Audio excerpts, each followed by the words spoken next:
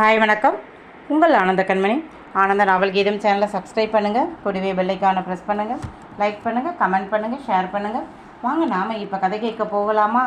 சுபலதாவின் தொலைவில் நீ தொட முடியாமல் நான். அத்தியாயம் 26. ரோசி யாழ் நிலாவை கண்ணும் கருத்துமாக பார்த்து கொண்டாள். சமையல் வேலை சாந்திதான். சாந்தியும் மகளுக்கு பிடித்ததை சமைத்து கொடுத்தார். யாழ் நிலா அதிகம் கல்லூரி போக வேண்டியது இல்லை. கடைசி வருடம் ப்ராஜெக்ட் சம்பந்தமாக கேசவன் மும்பை கம்பெனிக்கு சென்றான். செல்லும் முன் ஆலிவரம்பனிடம் சொன்னான், அண்ணா, எனக்கு மும்பையில் ஒரு வெளிநாட்டு கம்பெனியில் இன்டர்ன்ஷிப் கொடுத்துருக்காங்க. இந்த மாதம் நான் அங்கே போகிறேன். வர எவ்வளவு நாள் ஆகும் என்று சொல்ல முடியாது. 45-50 நாள் ஆகலாம். யாழுவை கவனமாக பார்த்துக்கங்க என்றான். என்னடா திடீர்னு போகிற, எல்லாரும் போகிறீங்களா என்று கேட்க, ஆமாண்ணா, என் கம்பெனிக்கு 20 பேர் போகிறோம். இப்படி பல ஊருக்கு பல கம்பெனிக்கு பிரித்து அனுப்புகிறாங்க. இங்கே சென்னையிலும் போகிறாங்க. அவங்க போக சொல்கிற இடத்துக்கு தான் போகணும் என்றான். அவள் எங்கே போகிறா என்றான் இறுக்கமான குரலில். பிறகு அவள் இதை பற்றி அவனிடம் சொல்லவே இல்லையே. அந்த கோபம். அவன் மனசாட்சியோ, நீ அவகிட்ட உன் பிள்ளையை தவிர வேறு எதை பற்றியாவது பேசியிருக்கியா? அவள் உன்கிட்ட சொல்லலை என்று குறைபடுகிறாய் என்று கேட்டது உண்மைதான். அவன் அவளிடம் அவளுடைய படிப்பு பற்றி எதுவுமே கேட்க மாட்டான். ஏன்னா அவள் படிக்கிறேன் என்று அவன் கண் பார்வையை விட்டு தள்ளி இப்படி போய் இருப்பது அவனுக்கு பிடிக்கலை.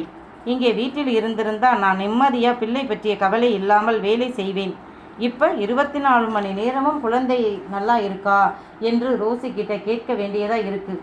அவளிடம் காலை இரவு 2 நேரம் மட்டும்தான் ஃபோன் பண்ணி விசாரிப்பான். மற்ற நேரங்களில் அவள் கல்லூரி போய்விட்டால் கேசவ் கிட்டேயும், வீட்டில் இருந்தால் ரோசி கிட்டேயும் தான் கேட்பான். இதை சாந்தியும் கவனித்து இருக்கிறார். இதை யாழுக்கிட்டேயே அவர் கேட்கலாமே என்று நினைப்பார். ஒன்று மட்டும் சாந்திக்கு நன்றாக புரிந்தது. கணவன் மனைவி இருவருக்குள்ளும் ஏதோ சரியில்லை.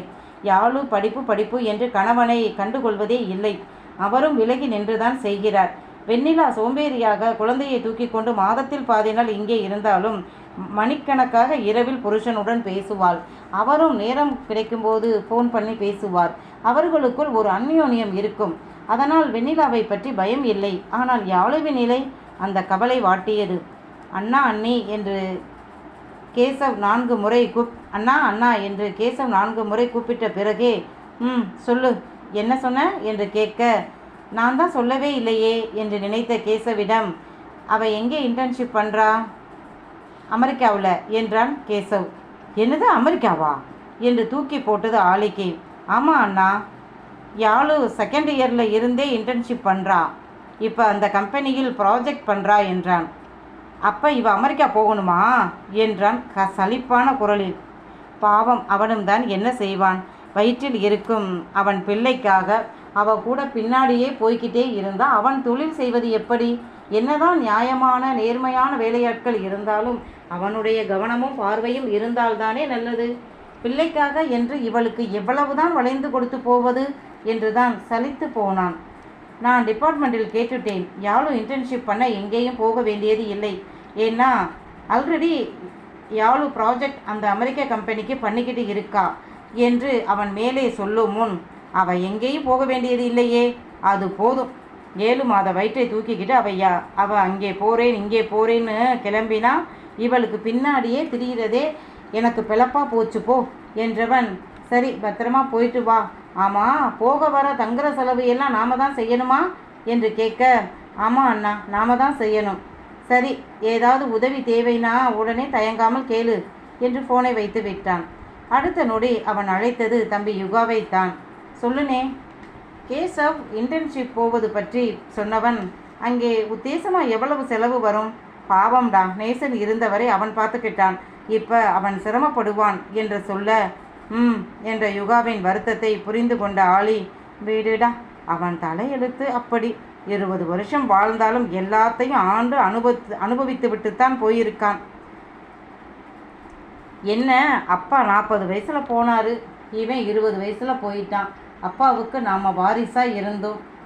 அவனுக்கு என்று கேட்க, ஏண்டா, நம்ம பிள்ளைக்கு அவனுடைய வாரிசு இல்லையா? அவனோட ரத்தம் இல்லையா என்று கேட்க, வாரிசு தான், ஆனாலும் என்று இழுக்க, விடுடா, இப்போ எவ்வளவு தேவைப்படும் 30,000 அனுப்புங்க. அநேகமாக ட்ரெயினில் தான் போவான். நான் இடையே நூல் விட்டு பார்த்துட்டு பிறகு பணம் போடலாம் என்றான். சரிப்பா என்றவன் 35,000 பணம் கேசவன் அக்கவுண்டில் போட்டான். பொதுவாக நேசன் இருக்கும்போதும் பல சமயம் கேசவனின் அக்கவுண்டிற்குத்தான் பணம் போடச் சொல்லுவான். கேட்டால், அண்ணா பசங்க பேலன்ஸ் இருக்கிறத பார்த்தா ஹோட்டல் அது இது என்று என்னை இழுத்துக்கிட்டு போய் காலி பண்ணிடுவானுங்க. நீ போகாமல் இருக்க வேண்டியது தானேடா.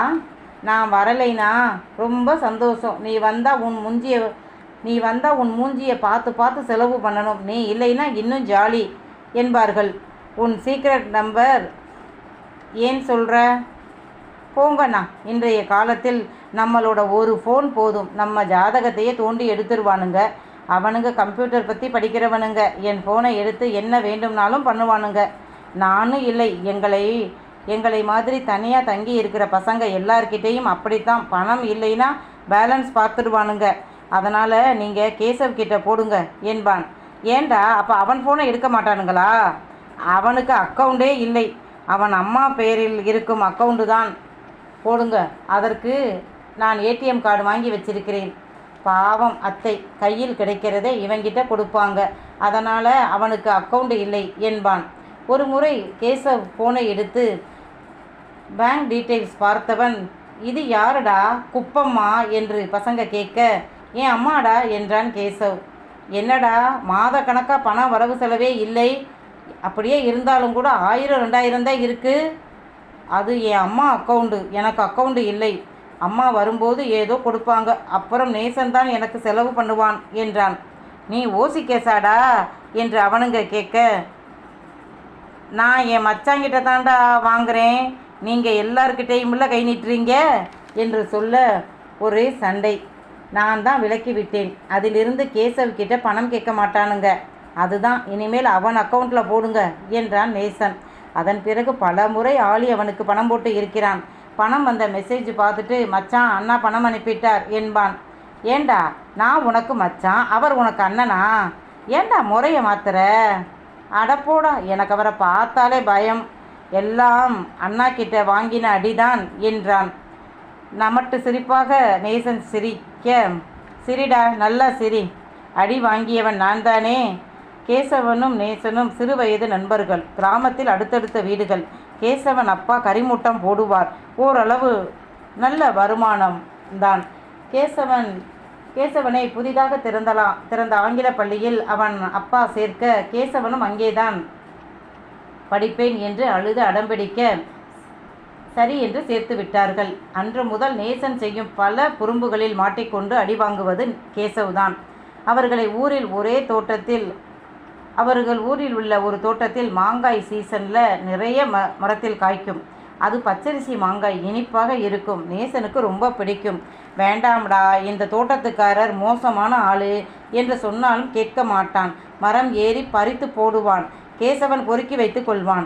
அன்று நேசன் மரம் ஏறி பறித்துவிட்டு இறங்கும் முன் தோட்டக்காரர் வந்துவிட, நேசன் அடர்ந்த கிளைக்குள் மேலேயே மறைந்து நின்று கொண்டான். கேசவனை கை நிறைய மாங்காய்களுடன் பார்த்தவர் அவனை வெளுத்து வாங்கிவிட்டு அதை பறித்து கொண்டு போய்விட்டார்.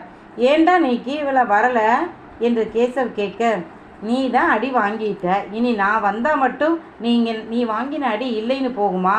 மேலும் என்னையும் அடிப்பாரு, அதுதான் வரலைடா. ரொம்ப வலிக்குதாடா மச்சான் என்றான். இப்படித்தான் ஊரிலும் பள்ளியிலும் வம்பு இழுத்து விட்டு வருவான். மாட்டுவது அப்பாவி கேசவன்தான். ஆலிவரம்பன் பெரியவனான பிறகு பலமுறை இப்படி நேசன் செய்த தவறுக்கு கேசவ்